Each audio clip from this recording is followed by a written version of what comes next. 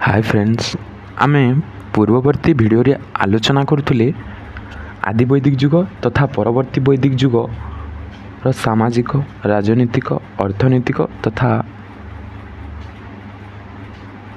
धार्मिक पृष्ठभूमि संपर्क रे षोडश महाजनपद रो सामग्रिक स्थिति उपर वर्णना करो।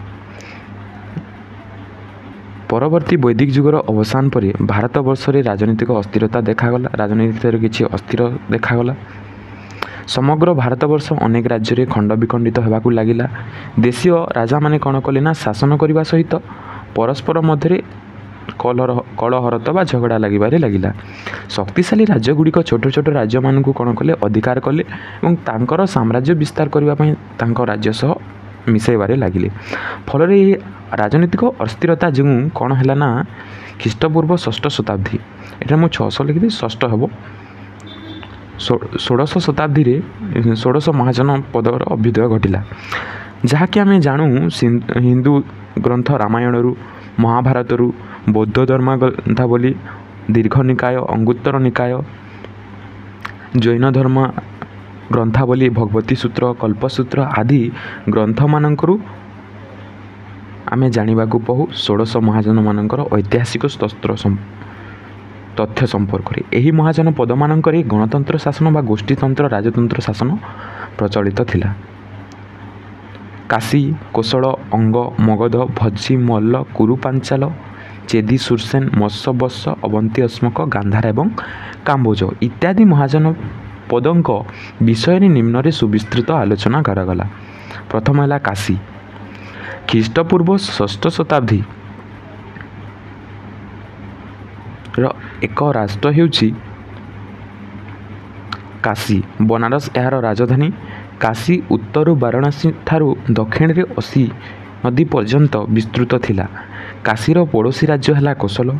एही राज्य सह सर्वदा कौन होता ना शत्रुता लगी रही।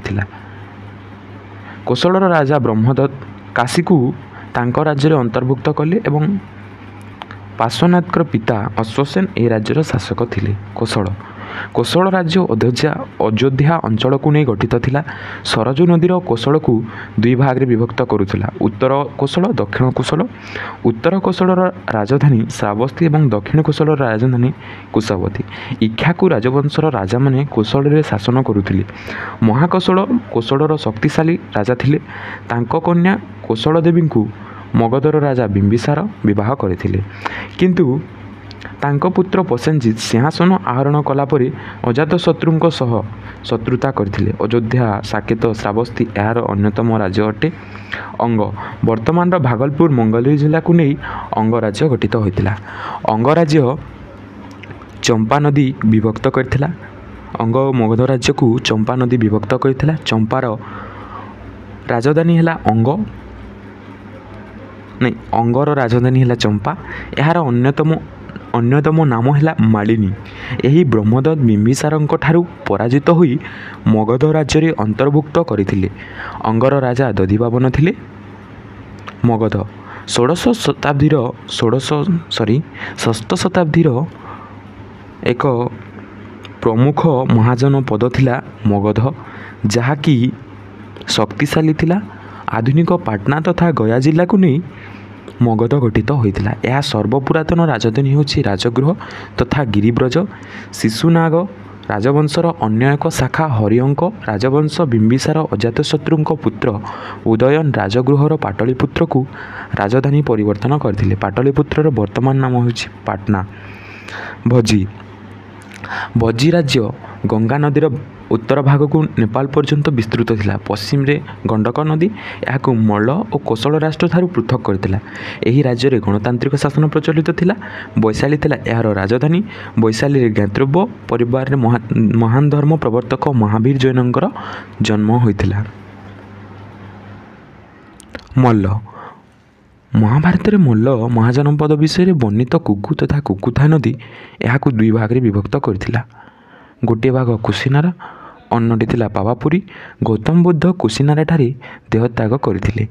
महावीर जीन पावापुरी ठारे देहत्याग करथिले। परवर्ती समय रे मल्ल राज्य मगध राज्य रे अंतर्भुक्त होइतिला।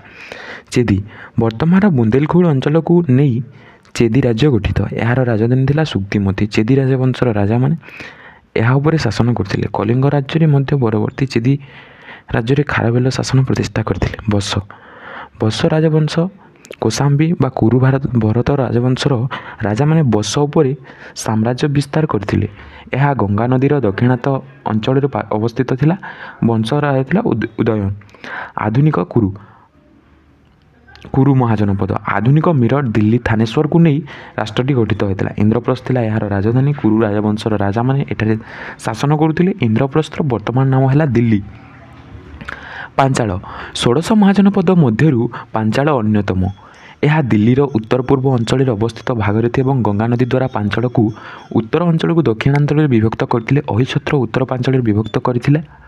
କାମ୍ପାଇଲ ଦକ୍ଷିଣ ପାଞ୍ଚାଳର ରାଜଧାନୀ ଥିଲା। କୁରୁ ପାଞ୍ଚାଳ ମଧ୍ୟରେ ନିବିଡ଼ ବିବାଦ ଲାଗି ରହିଥିଲା। ପରିଶେଷରେ କୁରୁ ପାଞ୍ଚାଳକୁ ଅଧିକାର କରିଥିଲେ। ପରେ ଏହାର ରାଜଧାନୀ ହସ୍ତିନାପୁର ହେଲା। ରାଜତନ୍ତ୍ର ଶାସନରେ ଗଣତନ୍ତ୍ର ଶାସନ ଏଠାରେ ପ୍ରତିଷ୍ଠିତ ହେବାକୁ ଲାଗିଲା। ମତ୍ସ୍ୟ।